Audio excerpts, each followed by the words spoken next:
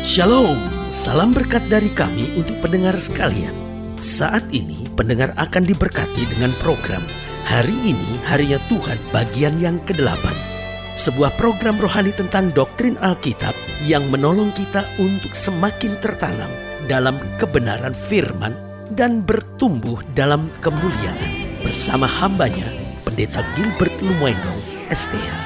Banyak orang merasa doktrin Alkitab sebagai sesuatu yang membingungkan. Tetapi tahukah saudara bahwa doktrin Alkitab intinya adalah memahami Alkitab dengan benar, dengan pemahaman yang sistematis, sehingga kita terus dapat tertanam di dalam kebenaran firman, sehingga kita terus bertumbuh di dalam kemuliaan Allah.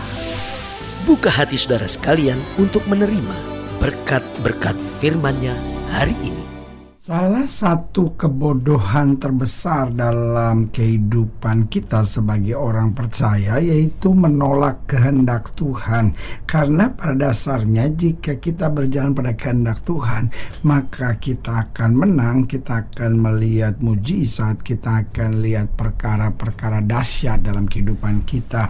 Tetapi iblis menipu kita sehingga kita berpikir, waduh, kalau berjalan dalam kehendak Tuhan itu susah, kalau berjalan dalam kehendak Tuhan itu miskin, kalau berjalan dalam kehendak Tuhan itu banyak tantangan, sehingga apa yang terjadi, kita terbujuk dan akhirnya menolak kehendak Tuhan dalam hidup kita.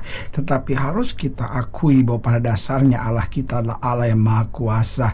Dia Allah yang berdaulat penuh. Apapun yang Dia rancangkan dalam hidup kita pasti yang terbaik. Sehingga menolak kehendak Tuhan dan rancangan Tuhan adalah kebodohan. Pertanyaannya, mengapa menolak kehendak Tuhan adalah kebodohan? Yang pertama saya pelajari, karena kalau kita menolak kehendak Tuhan, maka kita akan kehilangan berkat yang sangat besar dalam hidup kita. Tahukah saudara bahwa rancangan Allah bukan kecelakaan, tetapi mendatangkan hari depan yang penuh harapan. Betul, awalnya kata Alkitab ketika Tuhan mendisiplinkan kita, itu tidak nyaman, itu tidak menyenangkan, tetapi itu painful kata Alkitab, mungkin berat, mungkin menyakitkan, tetapi akan menghasilkan kata Alkitab harvest of righteousness, artinya yaitu tuaian kebenaran. Artinya bahwa kalau kita diproses oleh Tuhan, awalnya mungkin sakit, awalnya mungkin berat, awalnya mungkin penuh tekanan, tetapi hasil yang kita terima itu berkali lipat ganda dalam kemuliaan dan kuasa-Nya. Karena itu saudaraku yang kasih dalam Tuhan, kebodohan terbesar dalam hidup kita yaitu menolak kehendak Tuhan. Sebab selama kita menolak kehendak Tuhan, kita akan kehilangan berkat-berkat besar dalam hidup kita. Yang kedua saya pelajari, mengapa menolak kehendak Tuhan adalah kebodohan. Karena jika kita menolak kehendak Tuhan, maka kita akan terjebak dalam penderitaan yang awalnya mungkin menyenangkan, tetapi ujung-ujungnya justru adalah penderitaan. Karena yang di dalam Tuhan awalnya mungkin berat, tetapi ujungnya adalah kemuliaan. Tetapi tawaran dunia awalnya menyenangkan, tetapi ujung-ujungnya maut. Kita lihat anak-anak muda lakukan hubungan seks sebelum nikah, awalnya kelihatan menyenangkan, tetapi ujung-ujungnya adalah penderitaan. Lihat orang selingkuh, awalnya mungkin kelihatan menyenangkan, tetapi ujung-ujungnya adalah penderitaan. Lihat orang korupsi, awal-awalnya menyenangkan, tetapi ujung-ujungnya adalah penderitaan. Lihat orang yang jual diri misalnya, ya kan, awal-awalnya ya nggak apa-apalah, saya tuh jadi piaraannya om-om, toh yang penting saya sekarang punya rumah mewah, saya sekarang punya segala-galanya, iya, tetapi ujung-ujungnya ya kan, apa kan yang ada hanya penderitaan. Karena tawaran setan awalnya manis, tetapi ujungnya adalah kehancuran. Sementara tawaran Tuhan awalnya kita harus memikul salib dan menyangkal diri, tapi ujung-ujungnya adalah kemuliaan yang dahsyat dan luar biasa. Jadi jelas kalau kita menolak kehendak Tuhan, yang pertama kita akan kehilangan berkat besar, yang kedua kita akan terjebak dalam penderitaan, yang ketiga kita akan diperdaya oleh iblis, karena iblis itu menyamar sebagai malaikat terang. Jadi kalau kita tertipu awal-awalnya, kita hanya mau mencari yang enak, yang menyenangkan, yang nyaman buat kita, kita akan jadi bola mainannya setan, kita akan diperdaya oleh iblis. Tetapi sebaliknya, kalau kita bangkit dan hidup dalam kemuliaan, saudaraku yang kasih dalam Tuhan, awalnya mungkin sakit, tetapi yang akan kita lihat adalah kemenangan atas setan dan kuasa-kuasa kegelapan. Ini saatnya gereja bukan lagi diperdaya oleh iblis, tapi ini saatnya kita menempatkan iblis kembali di bawah telapak kaki orang percaya. Haleluya. Dan yang keempat, saya pelajari mengapa menolak kehendak Tuhanlah kebodohan. Karena kita akan selalu hidup dalam tekanan demi tekanan yang akan membelenggu hidup kita.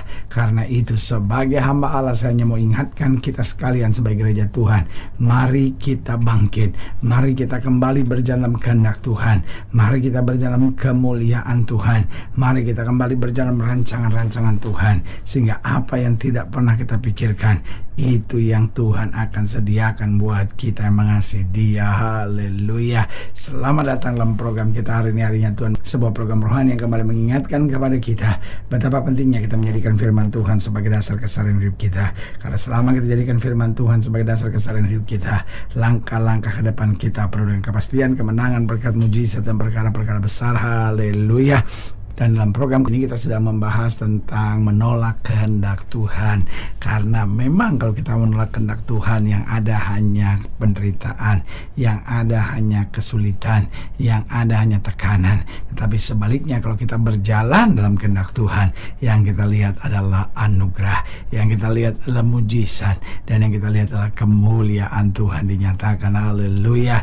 Nah, saudara yang kasih dalam Tuhan, dalam pembahasan tentang menolak kehendak Tuhan, kita mau sama-sama belajar dari Keluaran pasalnya yang ke-10, Keluaran pasal 10, ayat yang pertama sampai ayat yang ke-11. Keluaran pasal 10, ayat pertama sampai ayat yang ke-11. Demikian firman Tuhan di bawah judul perikop tulah ke-8 belalang.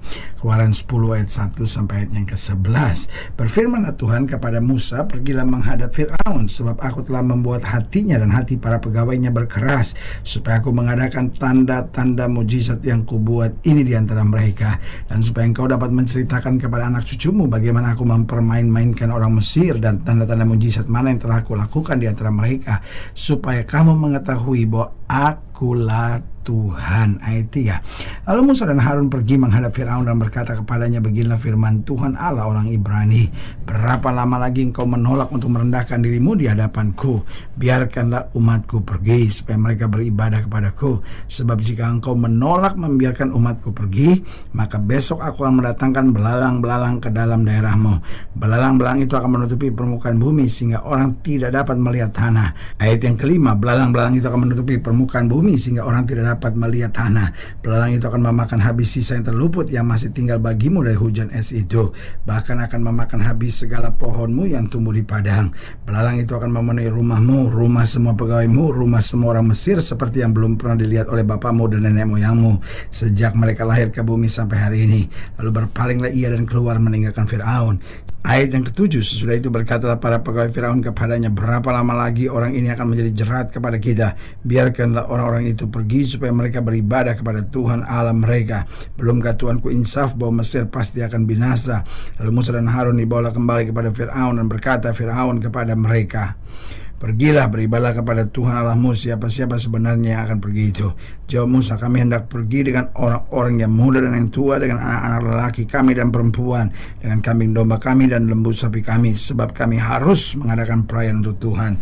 Tetapi Firaun berkata kepada mereka, Tuhan boleh menyertai kamu jika aku membiarkan kamu pergi dengan anak-anakmu. Lihat, jahatlah maksudmu. Bukan demikian, kamu boleh pergi, tapi hanya laki-laki, dan beribadahlah kepada Tuhan, sebab itulah yang kamu kendaki. Lalu mereka diusir dari depan Fir'aun. Nah, saudara yang kasih dalam Tuhan, ayat yang keempat saya bacakan sekali lagi. Sebab jika engkau menolak membiarkan umatku pergi, maka besok aku akan mendatangkan belalang-belalang ke dalam daerahmu. Jadi saudara lihat bahwa persoalannya, bahwa yang dibuat oleh Firaun adalah menolak kehendak Tuhan. Tuhan suruh biarkan umatku pergi, tetapi dia tetap berkeras karena dia pikir, oh saya punya kuasa, saya punya kekuatan. Sebelum saya menyuruh pergi, maka Tuhan gak bisa buat apa-apa. Waduh, ini yang saya sebut seorang yang menolak kehendak Tuhan. Dia pikir dia mampu, dia pikir dia bisa, dia pikir dengan hartanya dia bisa, dengan kemampuannya, dengan pengalamannya, dengan segala kehebatannya. Tetapi Alkitab bilang semua yang saya punya semuanya itu datang dari Tuhan. Artinya apa? Paulus sampai bilang begini, kesanggupan kita adalah pekerjaan Allah. Haleluya. Nah, mengapa seorang menolak kehendak Tuhan? Yang pertama, karena tidak sadar akan rancangan Tuhan. Konsep berpikirnya bahwa rancangan Tuhan itu selalu berat, susah. Tetapi kalau dunia, itu baru indah. Sehingga apa yang terjadi? Dia menolak kehendak Tuhan. Dia mau pikir dalam kehendaknya sendiri. Saudara yang kasih dalam Tuhan, justru rancangan Tuhan supaya hidup kita berkelimpahan, diberkati dan penuh mujizat. Karena itu mari kita sadari rancangan Tuhan. Setiap pagi katakan dengan iman, rancangan Tuhan buat saya sepanjang hari ini ada rancangan yang indah. Haleluya. Setiap hari kita mulai kita ucapkan bahwa rancangan Tuhan buat saya pada hari ini adalah indah. Dan ketika kita ucapkan dengan iman setiap kali, maka kita akan hidup dengan rancangan Tuhan yang indah. Yang kedua, mengapa seorang menolak kehendak Tuhan? Karena memiliki hati yang keras, hati yang sempit. Dalam pemikiran cuma sederhana, waduh sulitlah untuk mempraktekkan firman Tuhan. Saya kan cuma manusia biasa, saya kan bukan hamba Tuhan, saya kan bukan pendeta. Saudara yang kasih dalam Tuhan, di hadapan Tuhan nggak ada perbedaan antara pendeta atau bukan pendeta. Setiap kita cuma ada dua sebutan, hamba yang baik atau hamba yang jahat. Karena pada dasarnya kita semua adalah hamba Tuhan. Jadi mengapa seorang menolak kehendak Tuhan? Karena tidak sadar rancangan Tuhan. Yang kedua, karena memiliki hati yang keras dan sempit. Yang ketiga, karena terbujuk oleh segala kesenangan-kesenangan dunia. Sebetulnya ingin sih jalan dalam kehendak Tuhan, ingin sih tinggalkan dosa, ingin sih hidup dalam kebenaran. Tetapi tawaran-tawaran kesenangan dunia begitu menarik, begitu membelenggu, begitu mengikat, sehingga akhirnya dia menolak kehendak Tuhan. Dan yang keempat, mengapa seorang menolak kehendak Tuhan? Karena berpikir keinginan hatinya itu yang terbaik. Buat dia sederhana, pokoknya apa yang saya pikirkan ini yang terbaik. Saudara yang kasih dalam Tuhan, bahaya. Kalau semua yang kita pikirkan terbaik, maka kita akan terjerumus pada lembah kehancuran. Tetapi mari hari ini kita dapat berkata, biar bukan kehendakku yang jadi, melainkan kehendak-Mu lah Kristus yang terjadi. Haleluya. Nah, saudara yang kasih dalam Tuhan, jika saudara yang dilayani lebih jauh, hubungi kami melalui telepon, hubungi kami melalui surat, kunjungi website kami, karena kami ada untuk membawa Bapak Ibu saudara senantiasa lebih dekat pada Tuhan dan mengalami kasih kuasa mujizat yang luar biasa. Haleluya. Secara khusus melalui program ini juga saya mau berdoa buat siapa yang sakit, siapa yang berbeban berat, karena saya percaya bahwa bagi Allah tidak ada perkara yang mustahil. Nah, saudara-saudara yang ingin didoakan secara khusus, boleh taruh tangan kanan saudara di dada dan kita akan berdoa. Mari kita berdoa. Bapa, dalam nama Yesus, hamba doa buat yang sakit, hamba doa buat yang berbeban berat, hamba doa untuk setiap mereka yang sedang menghadapi masa-masa yang sukar, karena hamba percaya bahwa bagi Allah tidak ada perkara yang mustahil. Bapa, hamba berdoa di dalam nama Yesus, Tuhan jamah yang sakit Tuhan sembuhkan, yang lemah Tuhan kuatkan, yang susah Tuhan liburkan, yang jatuh Tuhan angkat, sehingga hari-hari yang penuh kemenangan boleh berlaku. Bahkan mereka yang taruh tangan kanannya di dada karena mungkin selama ini menolak kehendak Tuhan dan memaksakan kehendaknya sendiri, hamba berdoa di dalam nama Yesus, ubahkan hati kami sehingga kami terus berjalan kehendak Tuhan dan mengerti rancangan Tuhan yang luar biasa dalam hidup kami. Di dalam nama Yesus kami berdoa. Haleluya. Amin.